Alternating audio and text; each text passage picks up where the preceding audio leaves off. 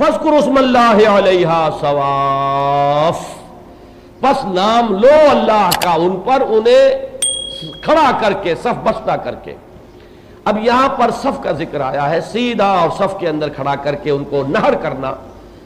اونٹ کی قربانی جو ہے یا اونٹ کا ذبح کرنا عام دوسرے جانوروں کی طرح نہیں ہے، اسے پچھاڑ کر نہیں کیا جاتا ذبح، جیسے کہ آپ بکرے کو یا گائے کو کرتے ہیں، بلکہ کھڑا ہو کر، اور کھڑے اونٹ کی گردن میں یہ جو اس ہڈی کے اوپر جو ایک خلاصہ ہوتا ہے، اس پر برچھا مارا جاتا ہے تاکہ وہ خون جو ہے شہرگ سے خون کا فوارہ تیزی کے ساتھ پھوٹے، اور اس کے بعد وہ ضعیف ہو کر زمین پر خود گرتا ہے، اس کا پہلو جو ہے ایک ٹک جاتا ہے۔ یہ گویا کہ علامت ہے اس کی کہ اب وہ یعنی ہو گیا، قربانی ہو گئی، اور وہ ٹھنڈا ہو جائے گا تو پھر اس کا گوشت جو ہے وہ کاٹا جائے گا اور ذبح کیا جائے گا۔ بہرحال یہ جو ہے اس کو نہر کہتے ہیں۔ فاذکروا اسم اللہ علیہا صواف، تو اے مسلمانوں اب ان اونٹوں کو اللہ کے نام پر قربان کرو، صفوں میں کھڑا کر کے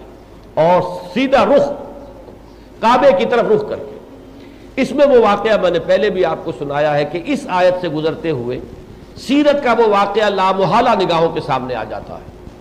کہ حضور نے 100 اونٹ قربان کیے ہیں حجۃ الوداع میں، 100 اونٹوں کی قربانی دی، اور حضرت علی رضی اللہ تعالیٰ عنہ یمن گئے ہوئے تھے، وہاں سے یہ اونٹ لے کر آئے ہیں۔ حجۃ الوداع جو ہے یوں سمجھیے حضور کا ایک ہی حج ہے ہجرت کے بعد۔ ہجرت سے پہلے تو آپ نے بہت سے حج کیے ہوں گے، جو بھی اس وقت کا نظام تھا، آپ مکے ہی میں رہتے تھے۔ ہجرت کے بعد تو ایک ہی حج ہوا ہے، سن 8 میں مکہ فتح ہوا ہے، لیکن اس کے بعد جو آیا ہے حج وہ حضور نے اس میں شرکت نہیں کی،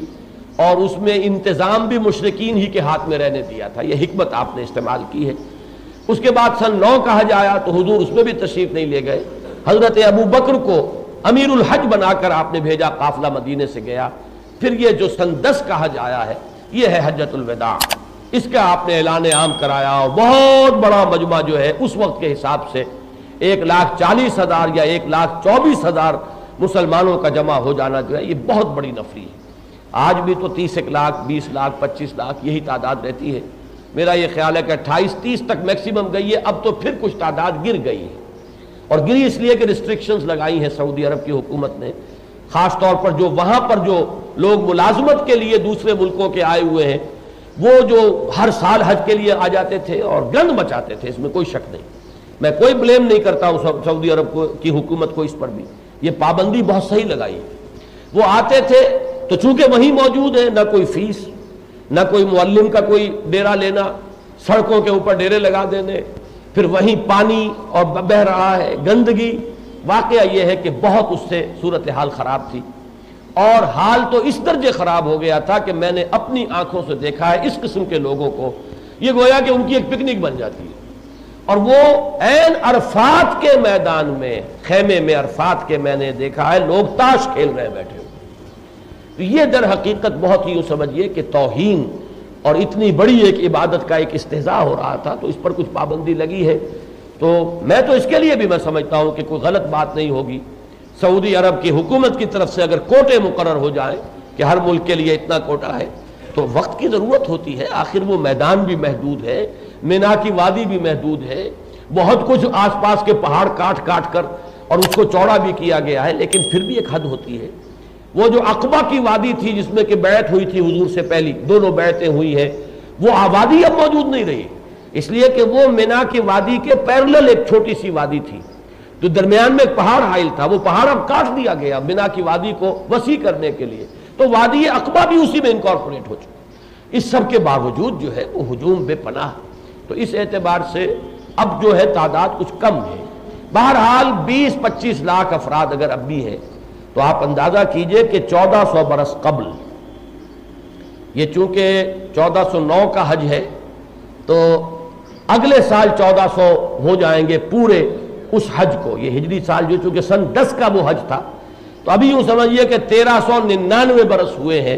اس حج کو کہ جو حضور صلی اللہ علیہ وسلم نے کیا تھا، تو اتنے 1400 برس کے فصل کا تو وہ ذہن میں رکھیں، تو اس وقت کے اعتبار سے یہ 1.25 لاکھ یا 1,40,000 کی جو نفری ہے وہ بہت تھی۔ بہرحال فرمایا فاذکروا اسم اللہ، ہاں میں عرض کر رہا تھا کہ 63 اونٹ حضور نے اپنے ہاتھ سے دست مبارک سے نہر کیے، باقی 37 اونٹ حضور کی طرف سے حضرت علی نے نہر کیے۔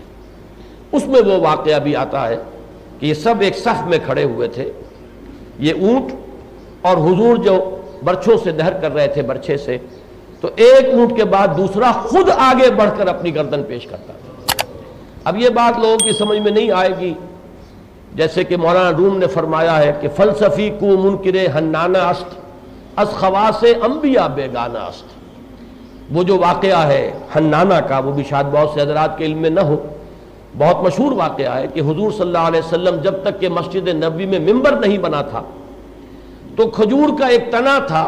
اس کا سہارا لے کر آپ خطبہ دیتے تھے، کھڑے ہو کر خطبہ دیتے ہوئے کسی شے کا سہارا مقرر کے لیے، اب روسٹرم آگے رکھا جاتا ہے یا کوئی اور شے، ایک ضرورت ہوتی ہے، تو آپ سہارا لیتے تھے اس کا،